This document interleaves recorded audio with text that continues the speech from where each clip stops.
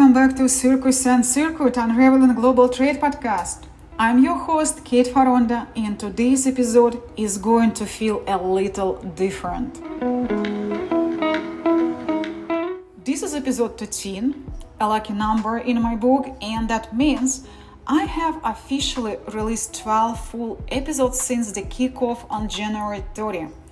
From then, together we have already explored so much: container ships, cultural experts, artificial intelligence. It's a milestone worth celebrating. In the world of industrial and organizational psychology, where I spend a good chunk of my time these days, there's something called structured reflection. It's the practice of looking back to learn more effectively and to grow with intention. It's a key element of effective learning, leadership development, and performance. Taking time to look back helps individuals and organizations see patterns, recalibrate goals, and stay motivated. So today, using this strategy, and with Mercury in retrograde and the timing just right, I'm taking a moment to pause, not to slow down, but to reflect. And it feels just like the perfect opportunity to follow through on something I mentioned in the last episode, a mid-year recap of this podcast.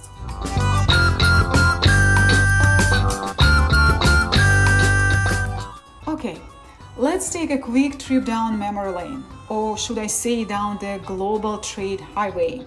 Here is what we have explored together so far. We started back on January 30th with episode 1. This is where I laid it all out. This podcast isn't about dry spreadsheets or dusty textbooks. It's about the real, sometimes messy, sometimes magical dance between chaos and control that defines global trade. And I promise to explore both and more. Then on February 14, I released episode 2, The Trade Routes That Shaped the World. History.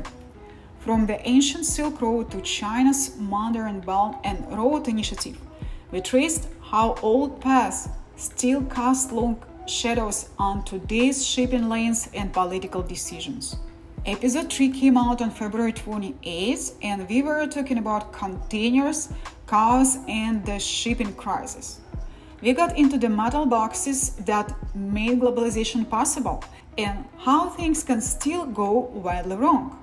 Port blockage, container shortage, and why supply chain sometimes feels like dominoes waiting to fall.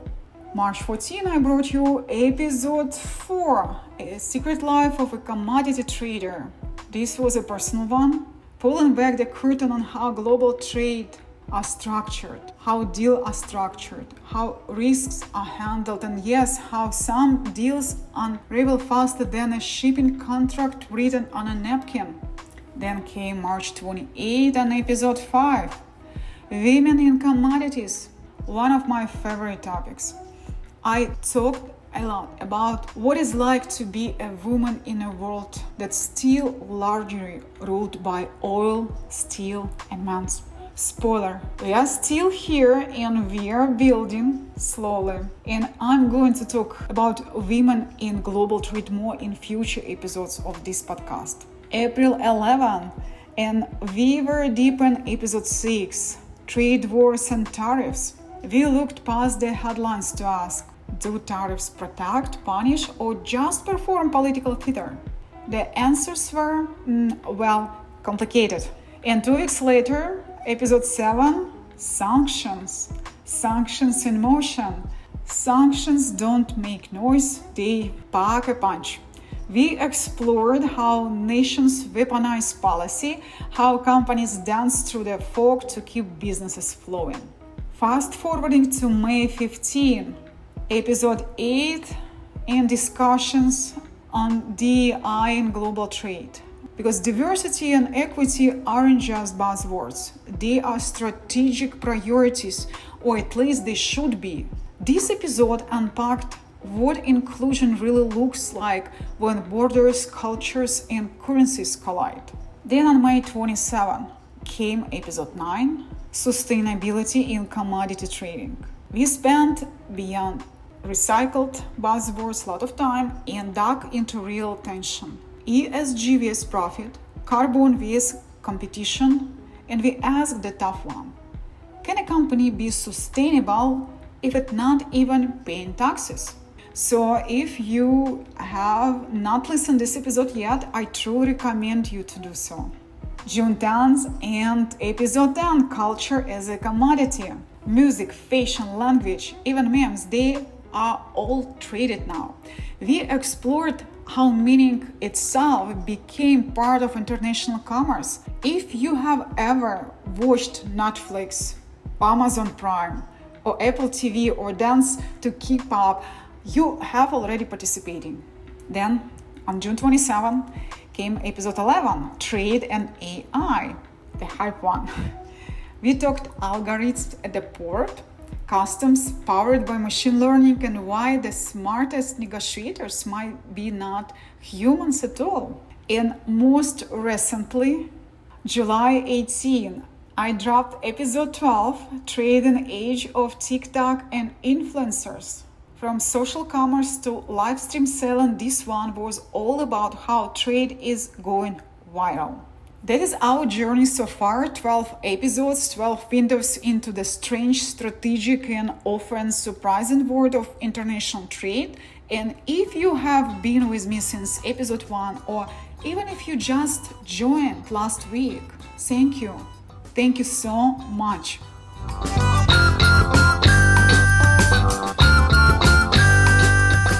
So here we are, halfway through the year and 12 episodes in. And while we have talked a lot about the systems behind global trade, the world around us hasn't exactly stood still. Let's start with something we covered in episode 3, shipping. Back in February, the Red Sea crisis was just starting to heat up again. Since then, attacks on commercial vessels in the region have led to rerouting through the Cape of Good Hope, adding up to 14 extra days and significantly increasing shipping costs.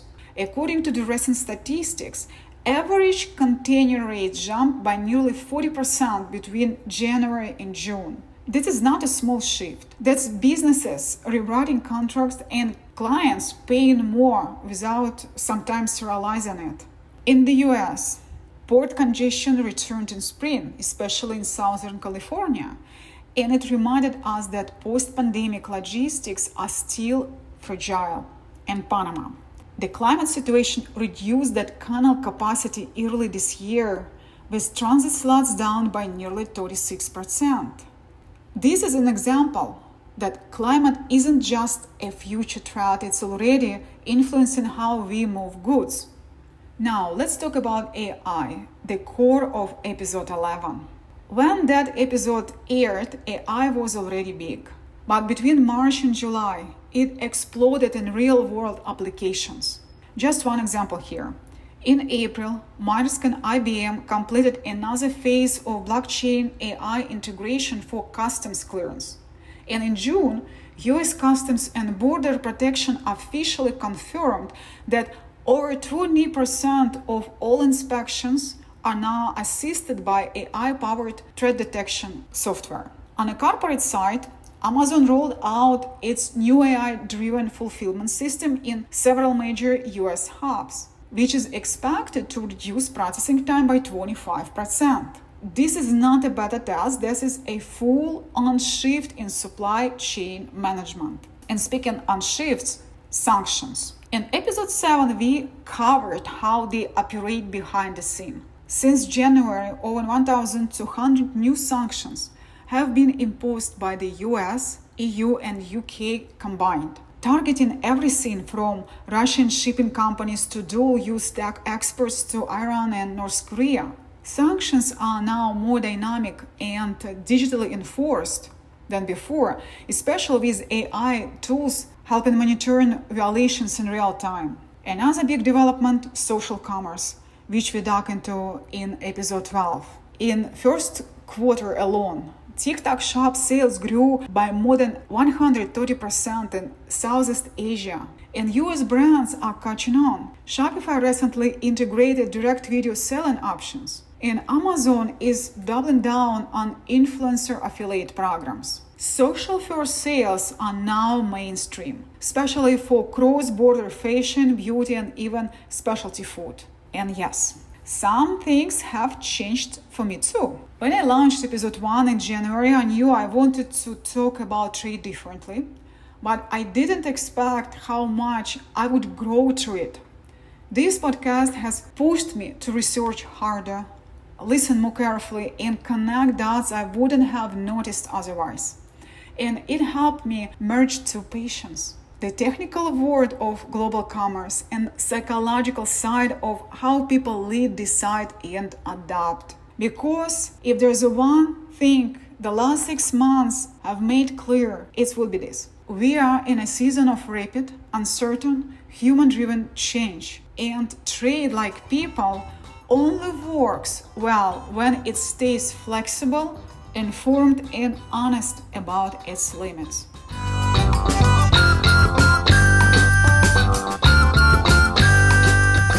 So now that we have looked on how the world has shifted, let me take you somewhere else for a moment, behind my microphone. Because while this podcast is about trade, it's also been a journey in learning how to talk about trade. And trust me, that is its own process. When I recorded my first episode, I spent way too long worrying about my voice, my accent. Am I too serious, too casual, too flat? Should I sound more new anchor or more like that cool friend who knows way too much about logistics? Eventually I settled on this, me, as I am, a little motivated, excited, a little nerdy, always curious, and someone who has spent 20 years watching deals rise and fall over a misplaced decimal or missed email. I've been through that. It happened to me too. And that why? Because I decided to share all my experience and my knowledge. And if you are wondering what is actually like to create an episode, I'll tell you this: it's not just sitting down and hitting record. Each one takes hours to put together, at least for me. From researching global policies, analyzing real-time data, writing a full script, trimming it down so I don't bore you too much, recording, re-recording, editing, or try to cut those trucks hung outside my window and then packaging it up with text, summaries, notes. Of course, advocating for technologies in AI, I use AI as a research tool, and I also use it, and this is my little secret I'm revealing here, is my personal voice coach. So I'm hoping with each episode I am improving, and you are watching this. And yes, it's a one-woman show, but that is what makes it personal. For me, it's not just about data or headlines, it's about how trade shapes lives and how people like you and me working in it, watching it, and affected by it. And I will always ask, can we better understand what's actually going on, what's happening around us?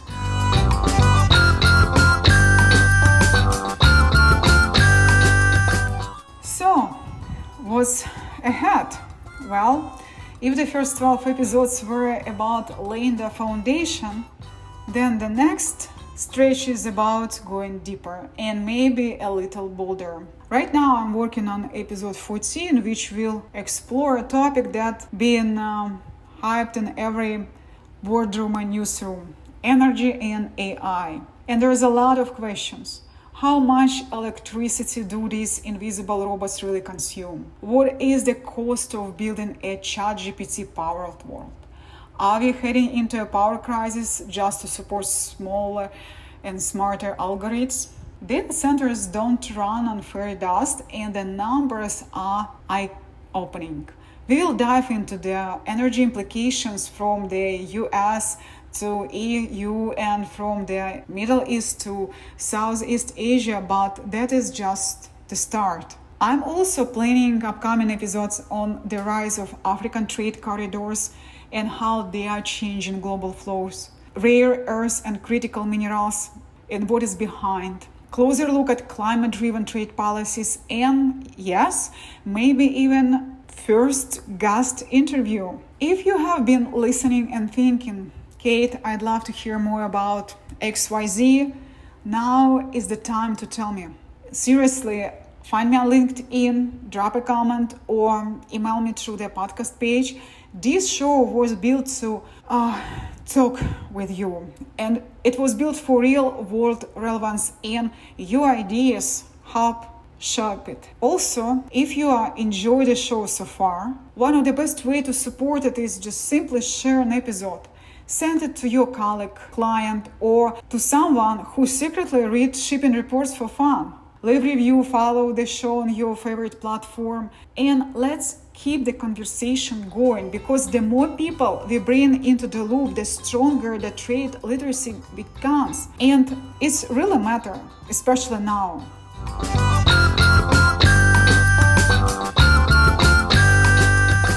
We have looked back, reflected, celebrated, and now I want us to keep moving forward. Next up, power grids, machine learning, and the energy-hungry future of global commerce. And as always, thank you for being here with me, and until next time, I'm Kate Foronda, and this is Circus and Circuit Unraveling Global Trade podcast. Stay tuned.